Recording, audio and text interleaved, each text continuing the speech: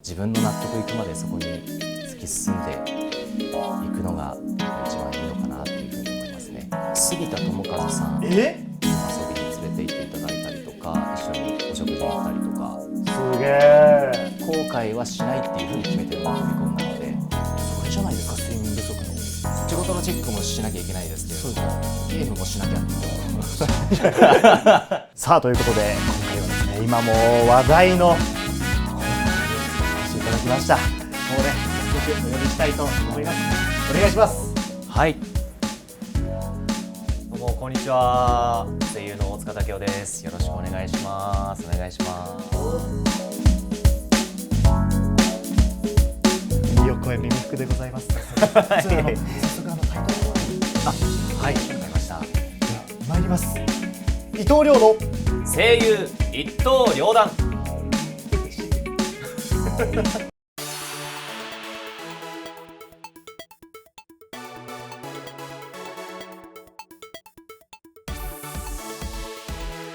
改めて伊藤亮と申します。よろしくお願いいたします。よろしくお願いします。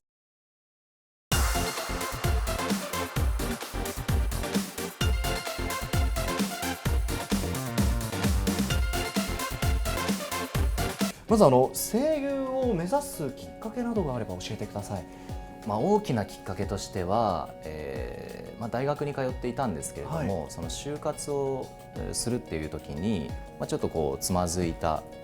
ことがあって、でその時に初めて結構将来について真剣に考えたんですよね。どうしようかなって思った時に、これが自分でも今でも不思議なんですけれども、声優っていうものが職業なんだっていう、急にそういう認識に変わった瞬間があって、多分それでも今までの積み重ねというか、アニメも見てたしゲームもしてたし、声優っていうものがあるっていうのは知ってたんですけれども、そこで初めて声優が仕事っていうもので目指してもいいものなんだっていうふうに気づいたのがきっかけで、そこからはもうやってみたいなっていう気持ちがすぐに自分の中で出てきて、そのままみたいな、その勢いのままみたいな感じですね。声優になろうって思って活動し始めた時の周りの反応というのはいかがでしたか？まず最初に親には言わずに、勝手に養成所の資料を取り寄せて、入所のための資料を送って勝手に面接して、俺は声優になるっていうのを自己報告をして。そうだったんですか？だから僕としてはもう感動される覚悟で行って、案の定お前バカじゃないかっていうふうに言われてはしたんですけれども、でもそこからはなんだかんだ応援してはくれたんでよかったなっていう感じではあるんですけども。そうですか。いやよかったですね。なんかふざけんなよってならなくてね。いや一歩手前でしたけどね。そうですギリギリ、はい。そうですか。なんとか今やっていけてるんでよかったです本当に。大学卒業されて、どんどんそう事務所に所属されてステップを踏んでいく中で、声優の楽しさというのはどんなところに感じてますか？いろいろありますけれども、やっぱり僕の中ではやっぱお芝居って楽しいなっていうのが一番ありますし、あとは声優って多分他の役者業とはまたちょっと違って、すごい本当にどの年齢でもどんな、例えば人種種族動物何でもなれるというか、そういう機会がある、なんかすごく可能性にあふれている世界だなっていうのは、感じますね。自分でお芝居好きなんだって気づいた瞬間ってありました？でも人に言われてかもしれないですね。ある時にその先輩にイベントでご一緒した際に、例えばトークパートだったりとか、いろいろバラエティコーナーだったりあると思うんですけども、その中で朗読劇みたいなこともさせていただいて、でそれが終わって裏に引っ込んだ時に「武雄はお芝居してる時が一番キラキラしてるね」っていうふうに言われて、そうだったんですか。そこで改めてそうなんだって、自分でも楽しいと思ってたけども、周りから見てもそう見えるんだっていうのでやっぱ改めて気づきみたいなことはありましたね。ちなみにどなたから言われた？それ言われたのは豊永俊之さん。そうなんですか。はい。そうですか。いやもうそれがよっぽどこのバラエティートークの部分がね、なんか難しかったのかって思われてるんですけどなんかこういう言い方するとすごい僕はそれに対して後ろ向きいやいやいやいやそんなことはないですけど、でもやっぱりこう戸永さんの中では、大塚さんが一番こう魅力的に映ってるのはお芝居されている時だってことだったんですね。なんですかね。はい。それでも自分で腑に落ちたわけですね。そうですね。そうですか。アフレコの現場はいかがですか。メインの掛け合いする人たちでなるべく収録させてもらっていたなっていう感じはしていて、その中ですごい集中力の高い現場だったなっていうのは、緊張感がすごくいい緊張感で臨めていたんじゃないかなとは思いますね。何ですか、こう人士はこうマオマオとか周りの人たちにこう見せている表情というのは、作っている感じがあるんですけど、一方でマオマオはこう自然体で喋っているっていう、この演技の表現のこうギャップというか、その両極端の部分というのはすごく印象的で、そこがこうキャラクター性を表しているなと感じるんですけども、そのあたりはこういかがですか。その座長のこう、結城さんは間近でこうアフレコを見ていて、ここはこうしてるんだなとかっていうので影響されたりはありますか。いや、そうですね、もちろん結城さん、特にマオマオはずっと本当に最初から最後までもうずっと喋ってるような、本当にセリフ量も多いですし、あとはセリフの合間にすごいモノローグが入ってきたりとかして、でもそれをモノローグと、オンのセリフを別で撮ったりはせずに、流れで全部基本的に撮ってらっしゃるんですね。結城さん。そうですね。そういうこうセリフの被りとかがない場合はずっとつるっとそのモノローグと、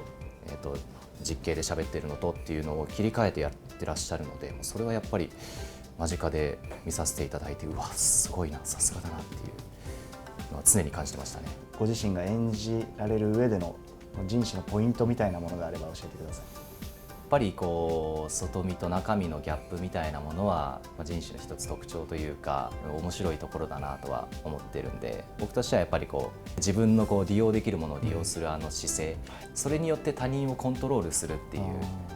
狙いとかもあるとは思うんですけれども、と思ったらこうマオマオと接している時にこう不意に出るこう素の時とか、あとは素の人種といってもマオマオとの関係と、あとガオシュンとの関係みたいなのも違うと思うんで、そのあたりのちょっと細かい違いみたいなものはやっぱり意識して演じたし、ディレクションもいただきながらやらせていただいたので、ちょっと見てほしいなっていうところでありますね。人士モテモテだと思うんですけどそうですよね。もう大塚さんもこう共通してるなって思うところとかありますいや、ないですよ。ないんですか。いや、ないですよ。声ぐらいじゃないですか。もう声はそうです。うり二つというか一緒ですからね。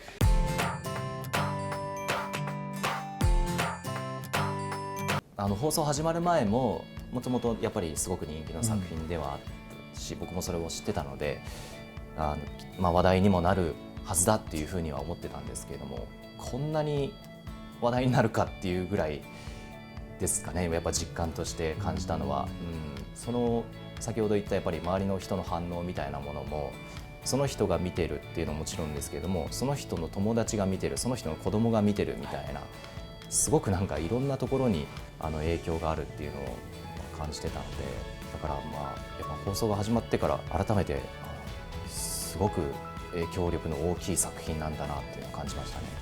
こうアクアとして生きるっていうのはどのようにこう向き合ったんでしょう。でもそのアクアとして生きるために僕第1話、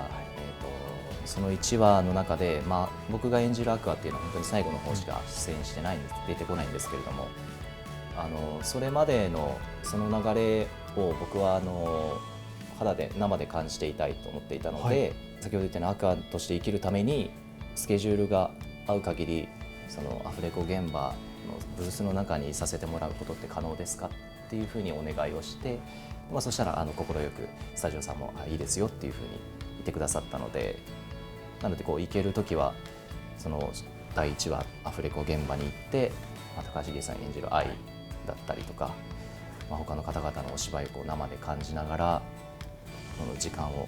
の流れを感じて、それを僕が演じるアクアに落とし込んでいこうっていう、そういう気持ちでまず向き合いましたね。そうだったんですか。多分僕が演じるアクアにとってその1話の内容っていうのは、割ともう正直ほぼ全てと言っていいぐらいアクアの原動力となるような出来事なので、それは絶対にこの目で見たいなっていうふうには思ってたので、はい、こう声優をされる上でこう大切にされていることとかってありますか？寝ることですかね。寝ること最近本当に感じるんですけど、睡眠が足りないと本当に体がしんどくて。ちなみにどれぐらい寝るんですか？平均すると 4,5 時間とかになるのかな。もっと寝た方がいいんじゃないですかね。そうですね、はい。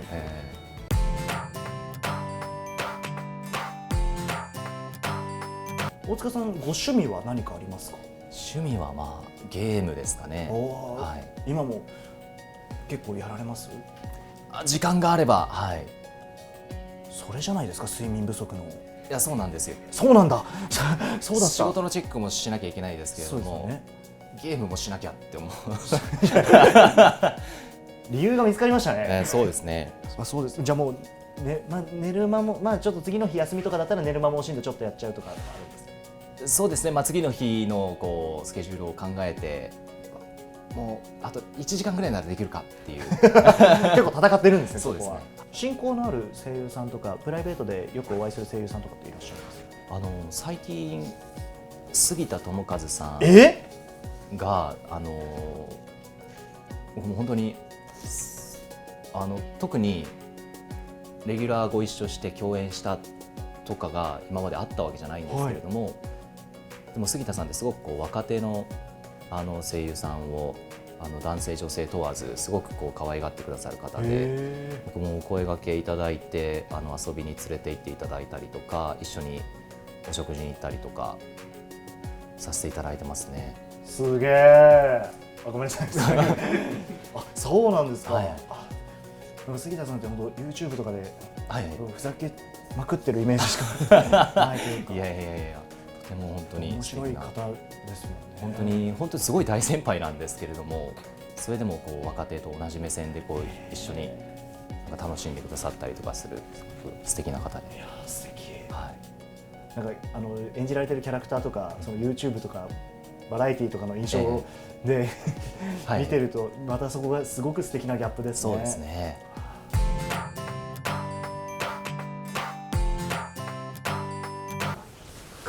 今でもそうですけれどもね、やっぱりお芝居っていうのはやっぱ難しいし、奥が深いなっていうのは今でも思いますし、ただ何分それまでお芝居とかもやっぱり経験もなかったし、せいぜいその学芸会とかそういう出し物みたいなのでクラスのみんなでとかぐらいでしかなかったんで、僕の中では結構なんだろうな、空っぽで挑んだというか、何でも吸収してやるぞみたいな気持ちでいったので、多分当初はその苦労を苦労だと思ってなかった節があって、で実際になってからすごいその部分の苦労というか難しさみたいなのにぶち当たって、いろいろ経験してっていう感じですかね。こういうところってやっぱりまだ自分の課題だなとか難しいなって思う部分、具体的にあったらどんなところでしょうか？難しいな。そうですね。自分に足りないなって思うのって、自分で挑戦している役をアフレコでお芝居している時よりも、それを受けて他の方の芝居を見てる時にすごく感じることがあって、それって俺はここができないなじゃなくて、あの人の芝居面白いな、でもその引き出しは僕にはなかったなっていう感じるのが、これはすごい感覚的な話になっちゃうんですけど、そういうぼんやりとした気持ちから結構課題を感じることが多くて、なので、やっぱり自分もそうですけども、でも人から受ける刺激みたいなものがすごい大きいなって感じますね。最近だとどなたのアフレコの現場を見てそう感じましたか？いやでもやっぱり薬屋の独り言でいうと、結城さんはじめ、あとは小西さん、特にご一緒すること多かったんですけれども、やっぱりとにかくもうかゆいところに絶対手が届くお芝居の引き出しみたいなものっていうのはずっと肌で感じてたので、もちろん役が違うんで、じゃあそれを人士に取り入れるかってそんなことはないんですけれども、でもどっかでその感じたことは覚えておいていつかアウトプット、できたらなっていうふうには思いながら過ごしますね。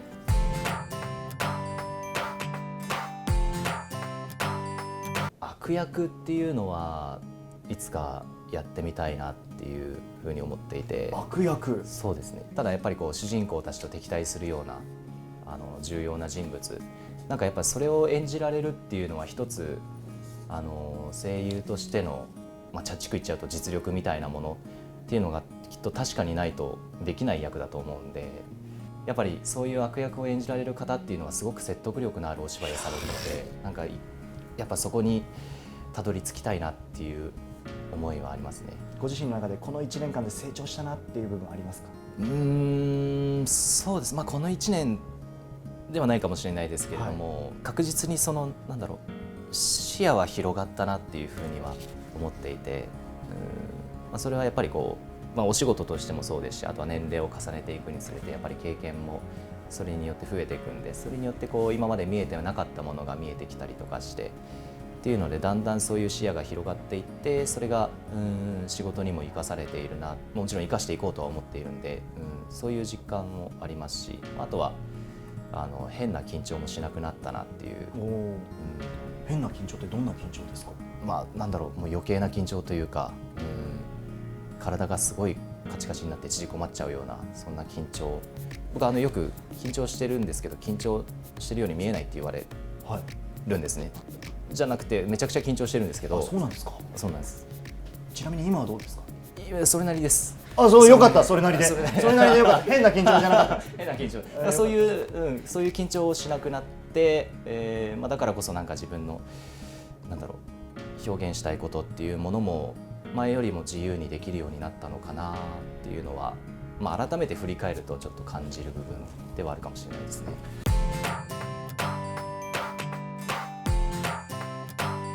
アニメーション作品がその昔と比べてすごくフィーチャーされるようになったよねみたいな話も先輩とお話ししたことがあって、そういうのを思うと、そういう世間の評価みたいなものがだんだんアニメーションみたいなものにすごく向けられている。やっぱそれによってやっぱ影響も大きくなっていると思うんですけれども、なんかそれを考えると、注目されるからこそやっぱ声優により職業としてまた仕事としてみんなが目指すものになるんだなとは、なんかでも日本ならではなのかなって思ったりもやっぱりして、結構やっぱ海外だと他の制作スタッフの方のお話とかすごい興味津々でもっと聞かせてくれみたいな、そういう姿勢が多いんですけれども、だから僕としては結構声優ももちろんやっぱり目指す人が多ければ多いほどより素敵な人がやっぱり生まれてくると思いますし、それはすごいいいことだなって思いますけれども、あとはやっぱり他のこのアニメーション、だけじゃないですけども、やっぱそういう制作に関わっていらっしゃるその方々のところにももっとたくさん人が集まってきてくれたら、もっともっといい方向に行くのかなみたいなふうに思いますね。